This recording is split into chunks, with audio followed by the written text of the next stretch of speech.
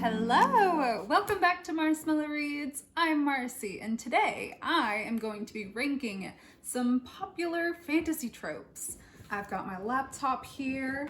I've gone onto tiermaker.com here, and I've made myself a template to rank these tropes. Let's talk about my ranking system. So there are 5 different levels of how I feel about it. At the very best, can't get enough. So these are tropes that basically, if a book has it, I'm most likely gonna read it, devour it, love it. Good is good. Like, it's just like tropes I tend to want to read about, and if they're in a book, generally happy about it. Take it or leave it. These are the ones that I don't necessarily have a lot of feelings about. Either I'm like true neutral, or they can be good or bad depending on how they're actually used. Yeah, so like in the middle. Then we have bad. Bad are ones that I'm not necessarily gonna go out of my way to avoid. Like if a book has other aspects to it that I'm probably gonna like, I will most likely be okay overlooking a bad trope.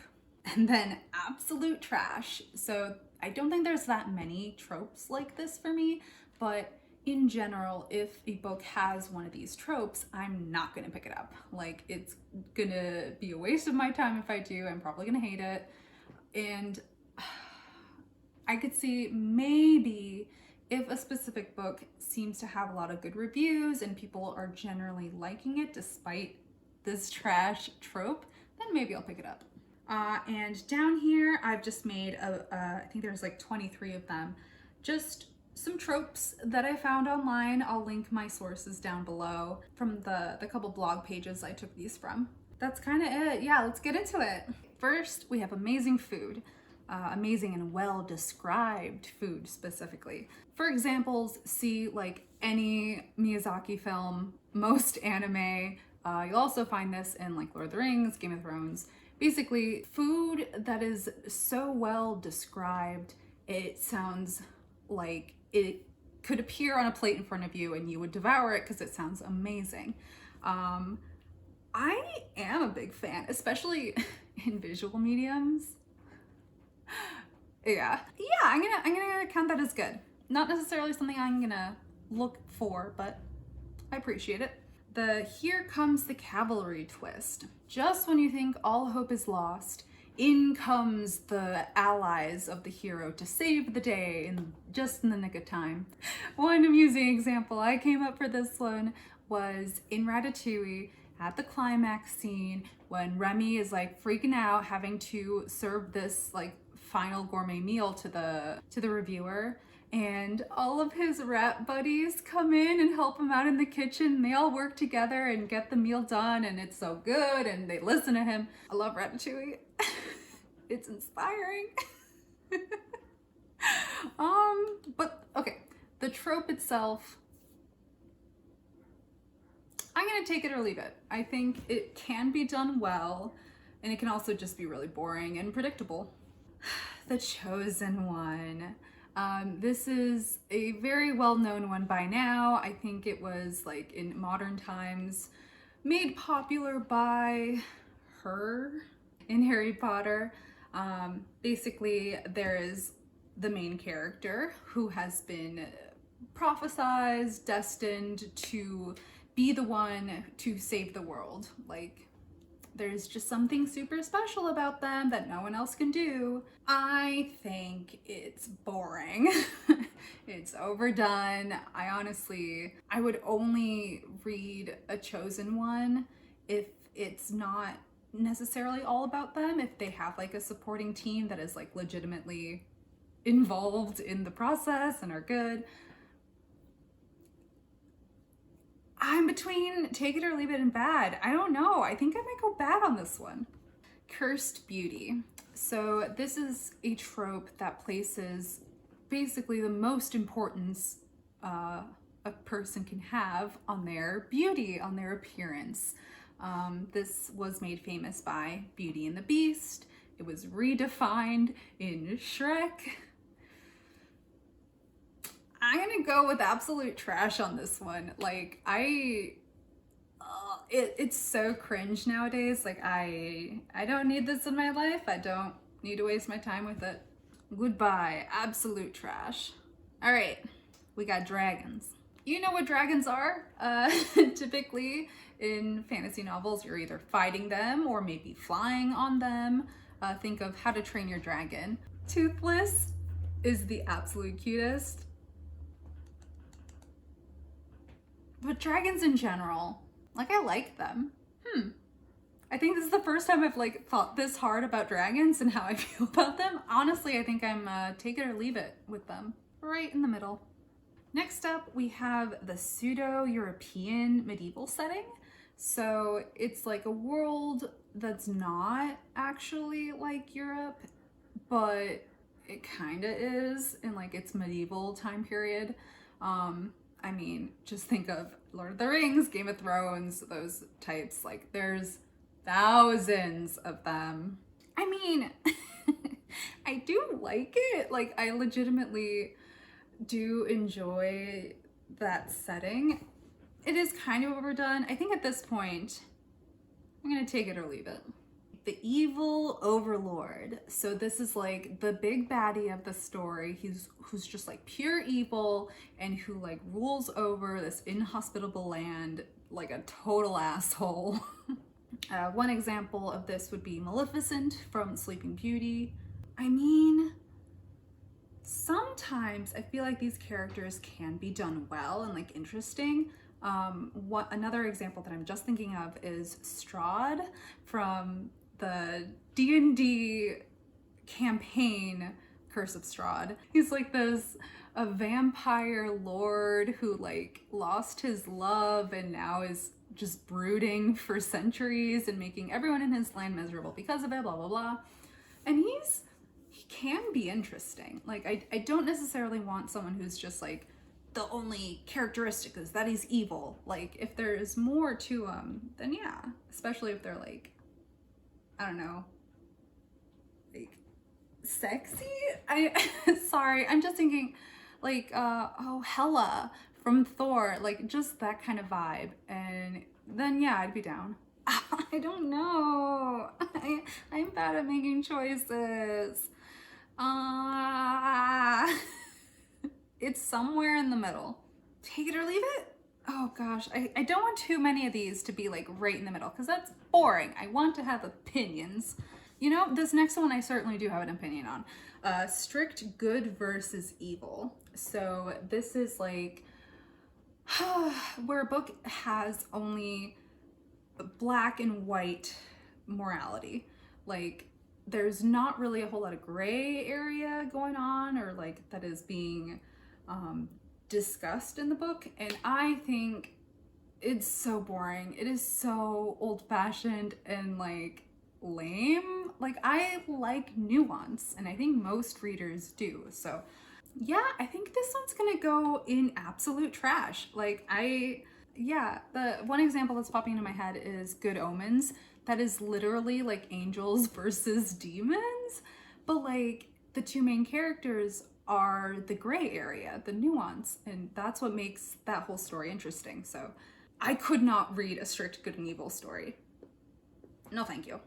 Okay, this one probably needs a little bit of description. So the homogeneous species is like, for example, all elves are good and handsome and beautiful and love trees and are one with nature. And all dwarves love gold, are like short and stocky, and they live underground and love beer. Like, worlds where the characteristic of a specific species is a monolith. You don't necessarily have a lot of differences between elves or between dwarves or whatever. Like, there are characters of these races that have characteristics outside of their norm, then they're more likely to be characters that are more at the forefront of the story. So maybe they're like the main character's sidekick or whatever. And like, again, that's boring. Like, I don't know. It's all the sameness is. I don't think I would put it in absolute trash because I would definitely read like Lord of the Rings style stuff. So I'm just gonna put this one as bad. The Lucky Novice. This sometimes manifests in a character who's like never done a certain thing before, trying it for the first time and like being absurdly good at it. Like a character who has never fought with a sword before. They pick one up in the middle of a battle and they like actually hold their own against the bad guy. I don't like characters who are perfect. I like them to struggle a little bit to get, you know, where they want to go. So Lucky Novice, I'm gonna go with bad. I don't think it's done well enough for me to be interested in it. Magic. One of the main reasons why I personally read fantasy.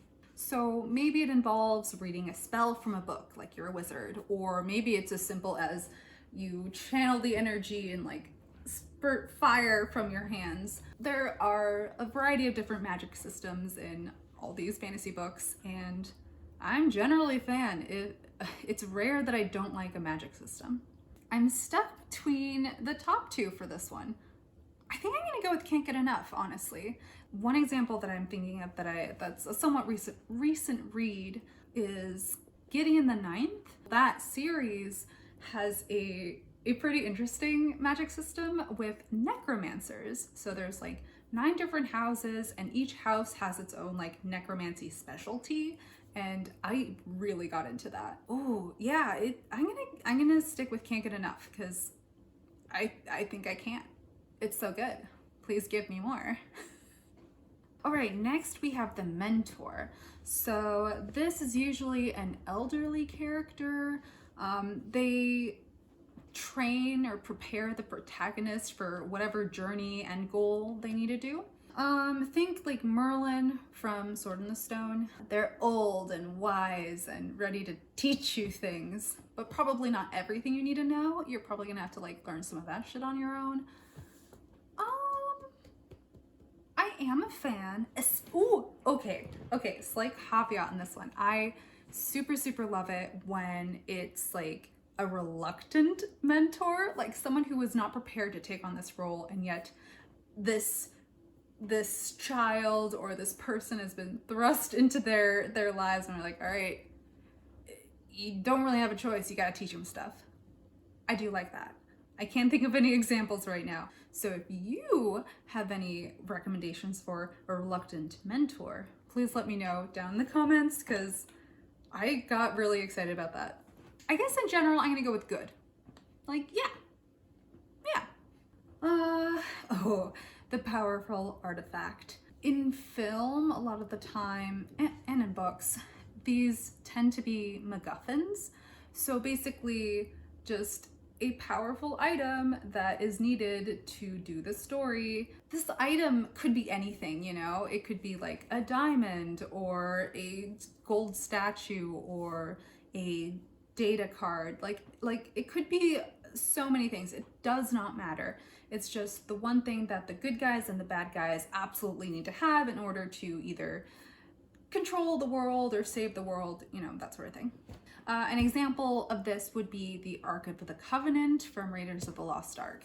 Nazis, Indiana Jones, fighting for the Ark. It's super powerful. That's all you need to know. I'm gonna say bad. Like, honestly, I understand its like use as a plot device, but I don't know. I'm bored with it.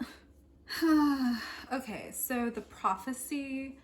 This is something where it puts a lot of value on a character's destiny rather than their actual own like wants and desires and abilities and choices.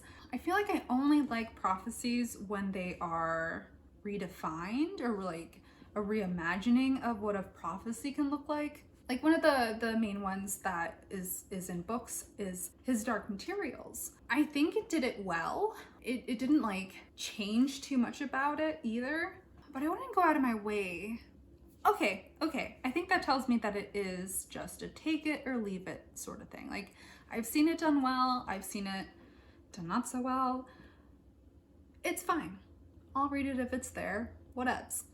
I guess this is somewhat related. So the quest can be involved in a prophecy, or maybe not. When thinking of like the quest, the most straightforward one I can think of is Frodo and the Fellowship of the Ring taking the all-powerful ring to Mordor to destroy it.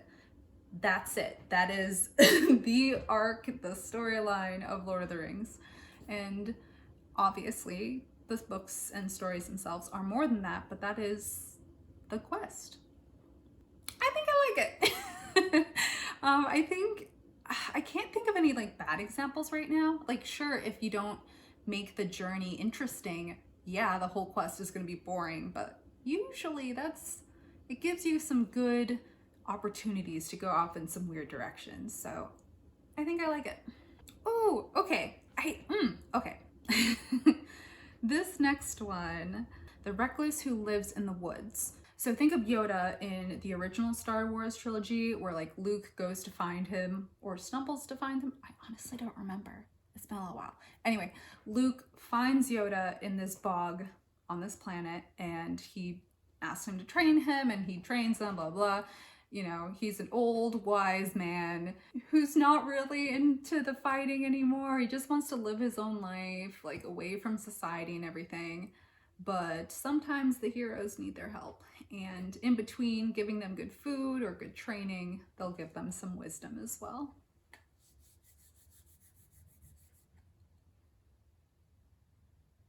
Yeah, I think I like it, but I could also take it or leave it, honestly, because by now it seems to be maybe a little overdone.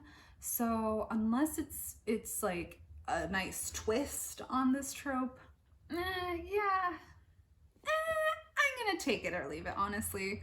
Like, the next one is reinterpreted folk tales. One modern example of this is Frozen, which was originally based on the Snow Queen, but it takes that and turns it into a story of redemption and sisterhood, and kind of just gives it some new life to this old story. I do like that. I really do. Not necessarily just like a retelling, like, oh, it's Snow White, but in modern times.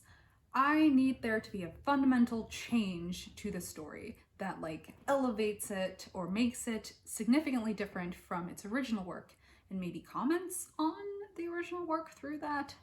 I don't know. I like it. I'm gonna go with good. Yep.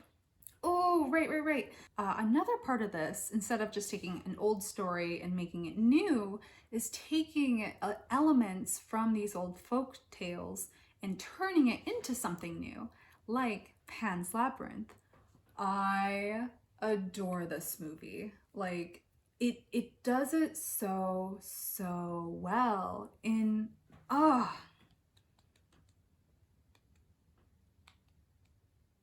I almost want to put it in can't get enough, but I feel like there are enough of these types of stories that don't go the way I want them to that I'm just gonna leave it at good. The Reluctant Hero. Ooh, I like these. So these are stories where the protagonist is thrown into these massive adventures that they did not ask for. Another Lord of the Rings example is Frodo, who is entrusted with destroying the ring, even though he didn't want any of this. He just wanted to live his life in the Shire, but no, he had a greater calling. I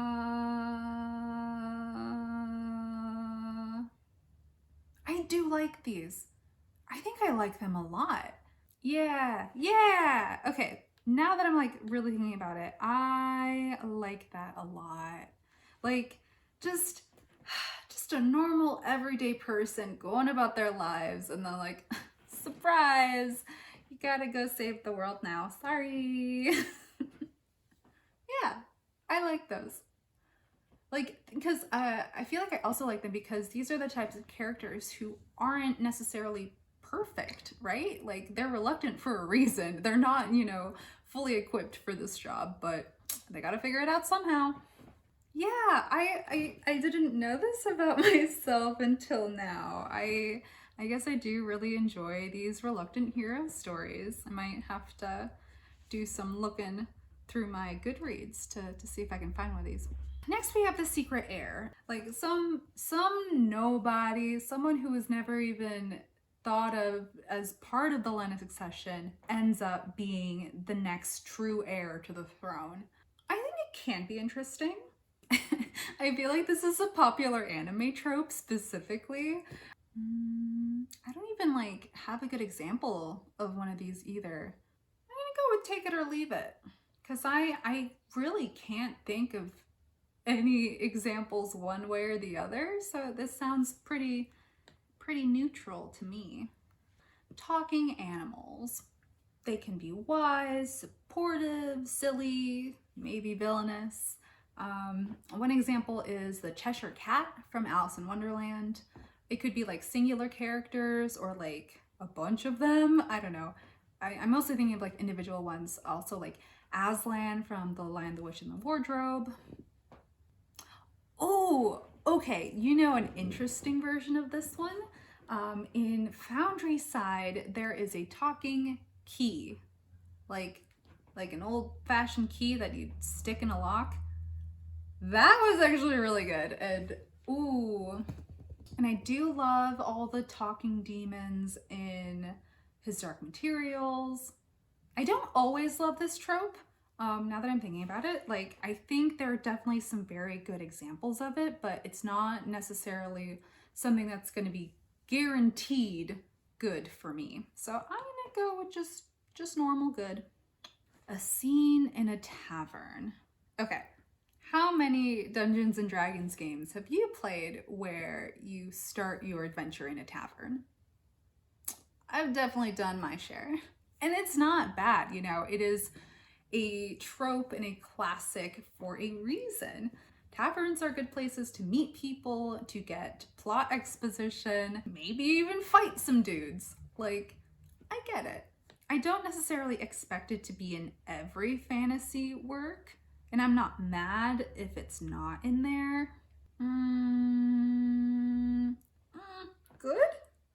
I'm gonna leave it in good because I also think it's a really good place for some character development, because usually it's in like a dip in the action in a storyline, so it gives characters to like actually talk to each other and like, I don't know, explore stuff. Yeah, it serves a very good purpose, and it's usually not a waste of time, so I'm gonna go with good. The Waiting Evil. Okay, so the very first example that came to mind for this one for me was Calamity Ganon in Legend of Zelda Breath of the Wild. Long ago, some massively evil force was battled and sealed away, and you know, the land has been through some happy years. And sometimes it's expected that this sealed away evil is never to be heard from again, or they're expected to return and cause massive destruction. I think it does give a good amount of tension to the story. Like, you know something big is gonna happen with this guy. Yeah, it's never been like the main part of a story that I really liked, so right in the middle. So, because of alphabetical order, we have saved my favorite trope for last. Witches! Ever since I was little, I wanted to be a witch. Today, I still do. Witches. History has portrayed them as villainous, as evil, as mischievous, but in a lot of fantasy stories, they are warriors, feminist icons, heroes. I mean, you know, there's a spectrum, and they can be good, they can be evil, they can be chaotic, whatever. I love witches in basically every form. My favorite form is probably Sabrina and her family from Sabrina the Teenage Witch. It just hits something in my brain really good, and I cannot get enough of it. Like, if there was a tier higher than Can't Get Enough, it would be witches and witches alone. I will read all the witches stuff, like gimme.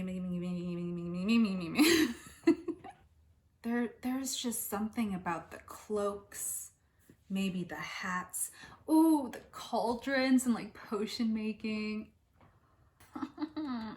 Another of my favorite like version of witches is the Sims 1 Make and Magic. Hands down, my favorite Sims expansion from all of the games. Like the Sims 4 does an okay job at it, I think.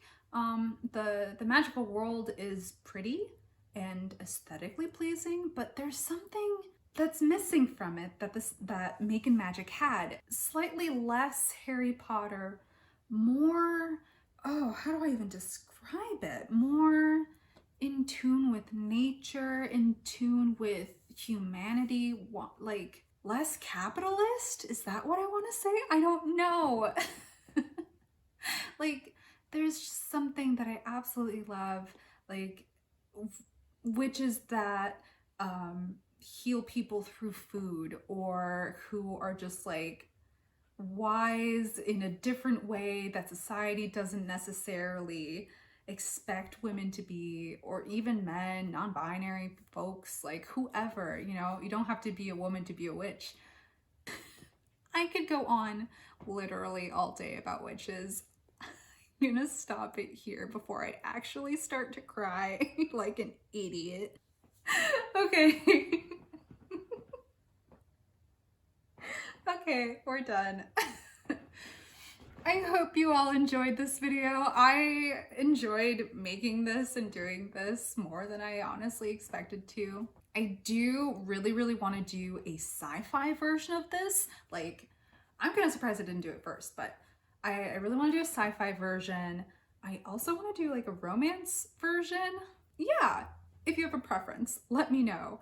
All right, that is it for now.